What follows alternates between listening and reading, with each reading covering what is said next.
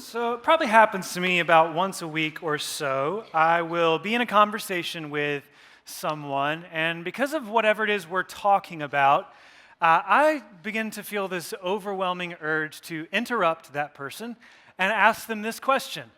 Have you ever seen The Office? It's our favorite show to rewatch in our house. And because I've seen it so many times, I have this tendency to kind of see the events of my life in relation to great scenes from the show. And so I don't know if you have ever seen that show or not, but one of my favorite scenes, or at least the one that I think about probably more than any other scene, comes from the series finale at the end of the Andy Bernard story arc. And if you haven't seen the show, you're not familiar with it, or you haven't seen it as many times as I have, Andy Bernard, he's a good guy. They introduced him in season 3 as a minor character, but by the end, he becomes kind of one of the core characters around which the whole show revolves. And he's a good dude, but he's got a lot of baggage. He's never able to get out from under the spotlight of his slightly more talented brother. He's never able to earn his parents' approval and affection no matter how hard he tries. He gets the girl of his dreams twice, but he can't get out of his own way long enough to make that relationship work. And as everything in his life begins to fall apart, Andy decides that it's time to take matters into his own hands, become the captain of his own destiny. Life is too short. And so he quits his job at the office in order to become famous by any means necessary. And in a funny twist of irony, as is often the case in The Office, Andy does become famous, but for all the wrong reasons. He goes viral, crying on stage in a national singing competition video, and it blows up his life. And about a year later, in the series finale of The Office, they're interviewing him and just reflect on your time at the office, your experiences the last year or so. And in his last scene, he says this. He says, I spent so much of my time here at Dunder Mifflin thinking about my old pals, my college a cappella group. The weird thing is, now I'm exactly where I want to be, and I'm still just thinking about my old pals. Only now they're the ones I made here, the office. And then he says this, I wish there was a way to know you were in the good old days before you've actually left them. A few years ago, Christea, who has heard me talk about this scene an eye-rolling number of times, grabbed a sign from one of the department stores, I can't remember which one, but it says this, these are the good old days. These are the good old days. It hangs prominently in our home as a constant reminder, don't be like Andy. Don't be in such a hurry to control your life that you sabotage it. Don't be in such a hurry to get to the future that you completely miss the present. Hence the sign. It's an easy mistake for us to make in this season of our lives because Christea and I find ourselves in the forge of parenting small children, which means that most of our days are filled with pressure and tension, occasionally this sense of being burned. It's just the season of our lives, which means it's really easy for us to treat it like it's just something that we need to get through. Like it's just a problem to solve. Like this season is just a means to an end. See, the truth is, waiting is just one of those things that endures through the seasons of life. I think this is why the Apostle Paul in 1 Corinthians 13, when he begins to define love, the first thing he says about love is that it is patient. See, for better or worse, we are always waiting on somebody for something in the context of relationship. We're always waiting. Some of you are like me, and you're in a season of waiting for your kids to mature, waiting for your schedule to relax, maybe waiting for some more financial margin, something like that.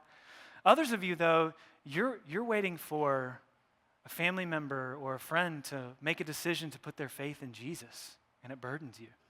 You're waiting for somebody to change their mind or to adopt your point of view about some big worldview idea or maybe something political or whatever. Some of you are waiting for your family to begin, to meet the right person, or you're waiting for your family to get larger. Some of you are waiting for your family to be made whole, a marriage that's on the rocks that needs to be repaired, a wayward son or daughter that you just long to have a better relationship with. Some of you are waiting for a relationship to end. You can see the writing on the wall. You know where this thing is going. It's just a matter of time before it all falls apart, and you're waiting. Some of us are waiting through a family member's health crisis, or some of us are waiting for the end as health fails for somebody for the last time. And then others of us are waiting to see somebody who has already gone on in death. The point is, this season of our lives, it forces us to confront the struggle that we are all waiting in relationships. And you know what? Waiting kind of sucks, doesn't it? So let's talk about that today. As many of you know, last week we began a new series called Family Tree. And this series is meant to lead us into the Christmas season as we celebrate the birth of Jesus as the hope of the world, and he absolutely is that. But at least in Matthew and Luke's gospel accounts, the birth of Jesus is also presented as the culmination of a story of God's dealings with one particular family. And so we thought that it stands to reason that if God could craft redemption out of the crooked timber of one family tree, then could he not do something amazing in our families, even now this holiday season? And as we look at the ways in which God has dealt with the people in Jesus' family line, could we maybe learn something about how he's inviting us to deal with the people in our families this Christmas? Now, because of where we're going today, when I read the genealogies in Matthew and Luke about Jesus' family tree, I think one of the first things that really sticks out to me is that God is super patient, like crazy patient. He seems perfectly content to just let this story play out over a long period of time, generation by generation, through the highs and the lows, the ebbs and the flows of this human family. And I don't know about you, but I am not anything like that patient in my relationships. And I think for good reason. I mean, let's be generous here for a second. Waiting is only really difficult when you have a vested interest in something. There's not a lot of people who anxiously watch the stock market who aren't also investing in the stock market. Just as I don't tend to lose patience with my kids just because they're kids, I lose patience with them because they are my kids. They're little image bearers of me running around in the world, and I can't control them. And every single interaction that I have with them, it is bound up in all of my hopes and my dreams and my expectations and the pressures I feel and the fears I feel for them and the things that I want for them and the life that I desire for them. It's all bound up in there together. That's kind of how relationships work, which is a great thing. Except the people we form these relationships with, they have this stubborn habit of not being exactly what we want and need at all times. Have you noticed this? Yeah, how annoying is that? I mean, don't these people know that we know what's best for them? Why won't they just listen? Why won't they do what we say? Why won't she call? Why won't he just come home? Why are they making things so difficult for me? And I think, at least speaking just for myself, I think that gets at why patience is so difficult. I only really become aware that I need to be patient when I feel the fact that I am losing control of the important people in my life or the plot lines of my story. Which means often the times when I need patience the most are the times when I am most tempted to take matters into my own hands.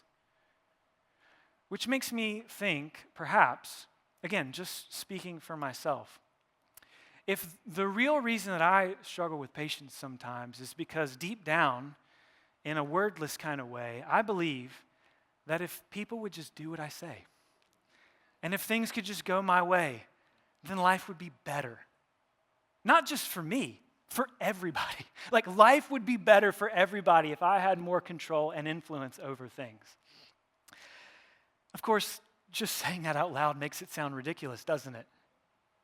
But it doesn't stop many of us from living that way, and it doesn't stop many of us from treating people that way. And so with that in mind, I want to invite you to wrestle with a question along with me this morning, really more of a thought experiment as we look at the next episode in the family tree of Jesus. And the question is this: what if you never needed to be patient? What if you never needed to wait? What if you had complete control over your life and your circumstances and your relationships. What if, for example, you were a king and you had all of the power and the authority and the armies and the influence and the power of the law to shape the world basically exactly as you wanted it to be? That may seem like a strange question until you remember that the emergence of kings in the family line of Jesus, it's one of the most notable features of the genealogies.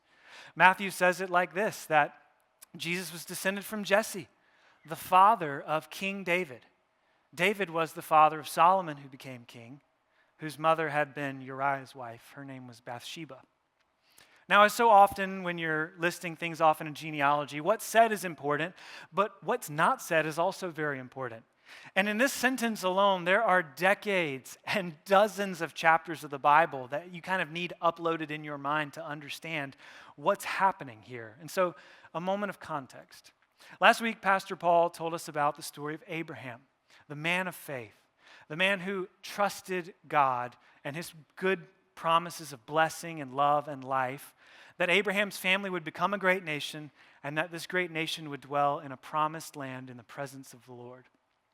And just as this new nation's getting its start, though, they are oppressed and enslaved by the nation of Egypt and by Pharaoh, their king. Pharaoh's kind of the quintessential, he's the stereotypical idea of a king in the ancient world. Something a little bit more than human, perhaps the Son of God or the image of God. And he uniquely possesses the skill and the wisdom and the resources that are needed to control life, to bring about blessing and flourishing for all people. That's the idea that the world has of their kings. But through 10 devastating plagues, God humbles Pharaoh, king of Egypt, and the entire people. And he liberates Israel, and he brings them through the wilderness and into the promised land. And it's while they're on the way to the promised land that the people of Israel begin to think about life after Moses, life after his leadership. Who's going to lead us? How is this thing going to look when we actually get into the promised land?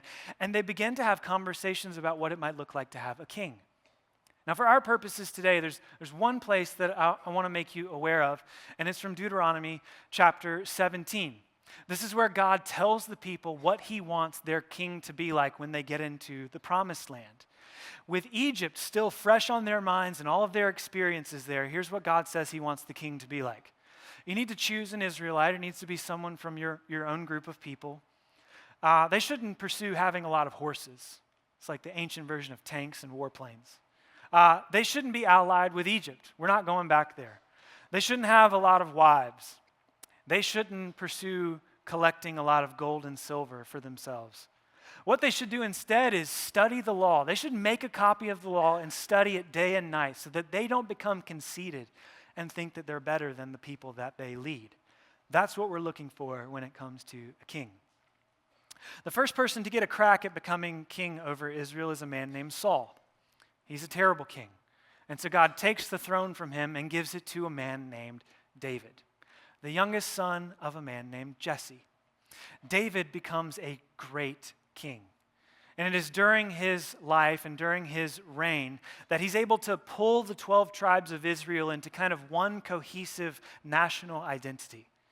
He's able to establish Jerusalem as the capital city of this nation, and he's able to subdue or defeat most of Israel's worst enemies. And so when we come to King David's death, and it's time for King Solomon to take the throne, it's as if now's the time. It's as if now is the moment for God to accomplish all of his purposes. It's as if they're just on the verge of a golden age for Israel, and Solomon is the man to make it happen. In fact, Solomon has 3 unique or distinct opportunities before him that basically set him up for success in advance that I want us to work through. So I'd love for you to join me in 1 Kings. That's where we're going to be today, kind of jumping around a little bit. But Solomon has 3 big advantages when he comes to take the throne. The first is a divine promise. Solomon has every reason to expect that God is going to bless his authority and bless his kingdom because of a promise that God made to David, his father. And the promise God said to David that if you're faithful to me, one of your sons will establish the kingdom forever. Like, I'm going to bless you forever in your kingdom if you are faithful to me. In fact, this is exactly what David reminds Solomon of on his deathbed. 1 Kings chapter 2, beginning in verse 1, it says, "When David's time to die drew near, he commanded Solomon his son, saying, I am about to go the way of all the earth. Be strong and show yourself a man, and keep the charge of the Lord your God, walking in his ways and keeping his statutes, his commandments, his rules, and his testimonies, as it is written in the law of Moses, that you may prosper in all that you do and wherever you turn, that the Lord may establish his word that he spoke concerning me, saying, if your sons pay close attention to their way, to walk before me in faithfulness with all their heart and with all their soul, you shall not lack a man on the throne of Israel." Your kingdom's always going to endure if you'll just stay faithful to me. Second advantage that Solomon has is divine provisions. In what is perhaps the most famous scene from Solomon's life story, God comes to him one occasion in a dream. And he asks him, "What do you want? Give anything that you want. What do you want, Solomon?" And in 1 Kings chapter 3, verse 9, Solomon says this, "Give your servant, therefore, an understanding mind to govern your people." God, I just want to be a good and faithful king, that I may discern between good and evil. For who is able to govern this, your great people? God is so pleased and impressed by this response that he responds and says, "Because you have asked for this, and have not asked for yourself long life, or riches, or the life of your enemies, but you have asked for yourself understanding to discern what is right. Behold, I now do according to your word. Behold, I give you a wise and discerning mind, so that none like you has been before you, and none like you shall arise after you. I give you also what you have not asked, both riches and honor, so that no king shall compare with you all your days. And if you will walk in my ways, keeping my statutes and commandments, as your father David walked, then I will lengthen your days." And for the next several chapters, we are treated to little anecdotes and stories and examples of how Solomon puts the provisions of the Lord to good use. And he becomes great, and the kingdom becomes great.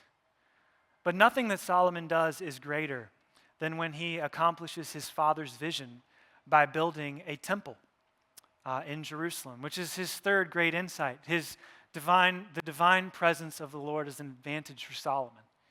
We're told about this in 1 Kings chapter 8, that after 7 long years of meticulous planning and building, the temple is finally finished, a house for the Lord to dwell. The priests take the Ark of the Covenant into the most holy place, and the moment they set it there, the presence of the Lord fills the temple, just as he did at Mount Sinai in the tabernacle all those years ago. And then Solomon stands up before the people and he offers a prayer of dedication. And he speaks the word of blessing over the people, and he offers sacrifices on behalf of the whole nation. And for a brief moment in time, it's like, that's it. That's what we've been waiting for, the intended conclusion to the story. A king who is faithful to God. A king who can wisely discern between good and evil and lead the people in the law of the Lord. A king who can mediate between God and his people. That's it. That's what we've been looking for. But appearances can be deceiving. And this first impression that we have of Solomon is not the only one that the author of 1 Kings wishes for us to have. In fact, all along the way in Solomon's life, little cracks in his character, in his decision-making, in his leadership are beginning to emerge. But it's only at the end of his reign where these cracks become so glaring and so obvious that they become his undoing. We read about this in 1 Kings chapter 10, beginning in verse 14. And I want you to hear as I read some excerpts from this passage with Deuteronomy 17 in the back of your mind and the kind of king that God was actually looking for. Now, the weight of gold that came to Solomon in 1 year was 666 talents of gold. That's not counting, of course, the gold that came from the explorers and from the business of the merchants and from all the kings of the west and the governors of the land. King Solomon made 200 large shields of beaten gold. He made 600 shekels of gold in each of these shields, and he made 300 shields of beaten gold.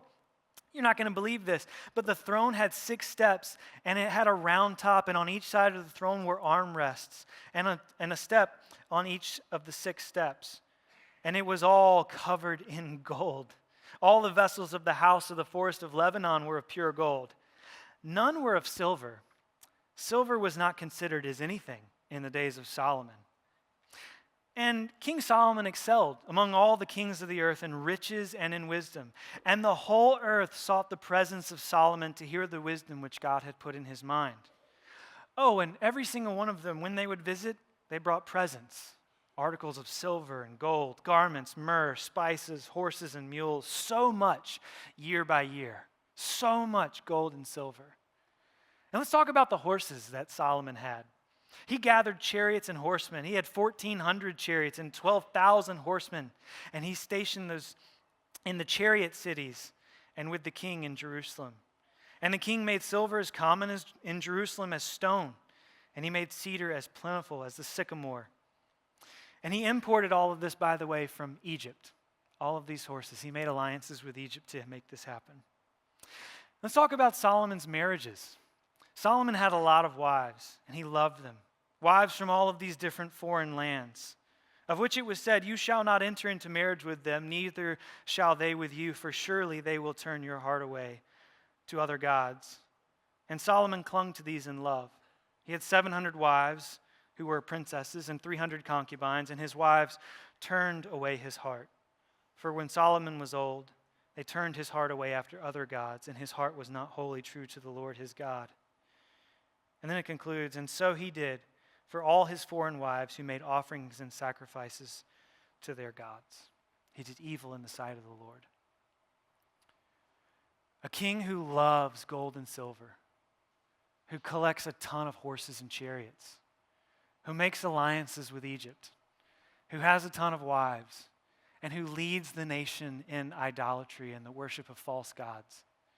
This is what Solomon has become. By the end of his life, he sounds a lot less like the faithful king of Israel and a lot more like Pharaoh, king of Egypt.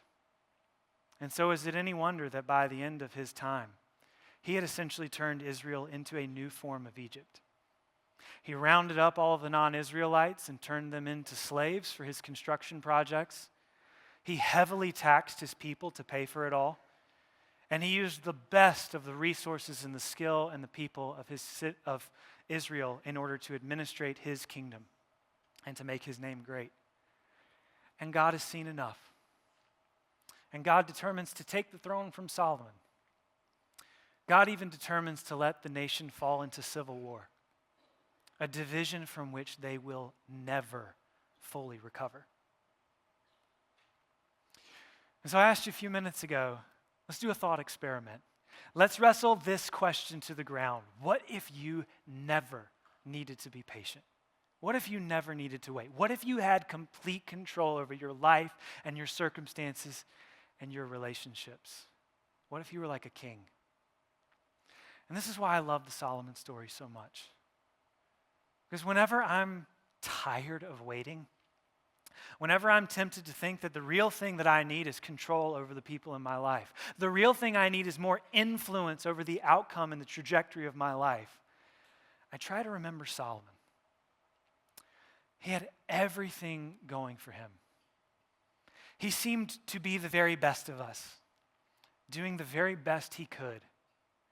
And wow, did he make a profound mess of it all by the end. And so it is, I think, with you and I. When we live like we need to be in control and like we are responsible for the outcome of the story, we make a mess too. But I have good news for you.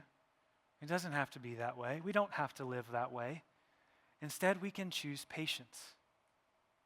Patience, I know, gets a bad rap in our culture. A lot of people think patience is just another way of talking about the ability to wait or delay gratification or endure through white-knuckled determination.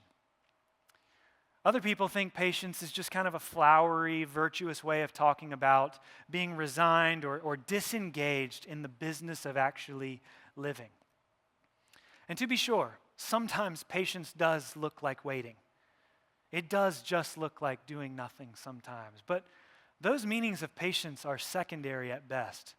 They don't even begin to capture the full depth of the meaning of the word patience as a virtue in the way of Jesus. As Robert Wilkin puts it, he says the singular mark of patience is not endurance or fortitude, but hope. To be impatient is to live without hope. Patience is grounded in the resurrection. It is life oriented towards a future that is God's doing, and its sign is longing, not so much to be released from the ills of the present, but in anticipation of the good to come. Patience is what grows within us when we learn how to hope over time. It's this cultivated conviction that the God of the universe, who controls everything, is also at work in my life and my circumstances and my family and my relationships and my world. Whether I see it or not, whether I can put my finger on it or not, whether I sense it or not, God is working.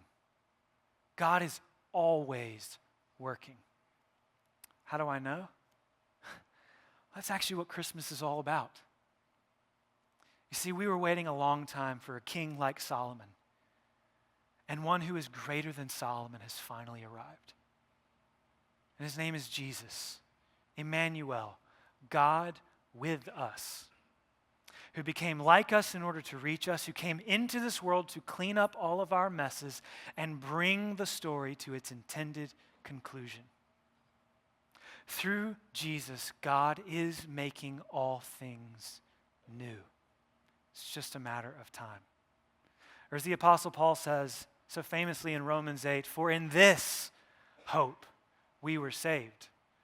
Now, hope that is seen is not hope. For who hopes in what he sees? But if we hope for what we do not see, we wait for it with patience. In other words, waiting patiently is how we practice our hope in God. It's how we give him space in our lives to work, to show up, to do the unexpected, to do what we cannot, to heal what is broken, to redeem what has been lost, to raise what has already died. It's about giving God space. It's a conviction that God's work in our lives is worth waiting for. And it's better than what we could do on our own. It's worth waiting for. It's worth praying for. It's worth hoping in. It's a decision of the will that these are the good old days. Not because every day is good, but because it's where we are. And where we are is precisely the place where God is working. And the work that God does today, it will bear fruit eventually. That's how things work in the kingdom of heaven. So, this holiday season, as you and I are once again reminded that we are waiting. We're waiting on the world to change. We're waiting on our lives to change. We're waiting on our families to change. My prayer is that we will all find little ways to turn the angst and the burden of waiting into the longing of hope for our future in Christ Jesus. And listen, even as I say that, I'm fully aware, much easier to teach this message than it is to internalize and live it out. I tend not to be a very patient person. I have a speeding ticket on my fridge right now that will testify to that. But slowly, I am coming to appreciate that we belong to a God who is patient, who just seems content to work his purposes out over a really long period of time. And I'm convinced that it's worth the wait. One of the things I've had on my desk at home for the last couple of years to help me remember that God is worth waiting for is this little poem that I just want to close by reading an excerpt over you as kind of an encouragement and a blessing, however this message may land with you, and then I'll pray to close. The poem goes like this. Above all, trust the slow work of God. We are quite naturally impatient in everything to reach the end without delay. we should like to skip the intermediate stages. We are impatient of being on the way to something unknown, something new. And yet it is the law of all progress that it is made by passing through some stages of instability, and that it may take a very long time. And so it is, I think, with you. Only God could say what this new spirit gradually forming in you will be. Give our Lord the benefit of believing that his hand is leading you, and accept the anxiety of feeling yourself in suspense and incomplete.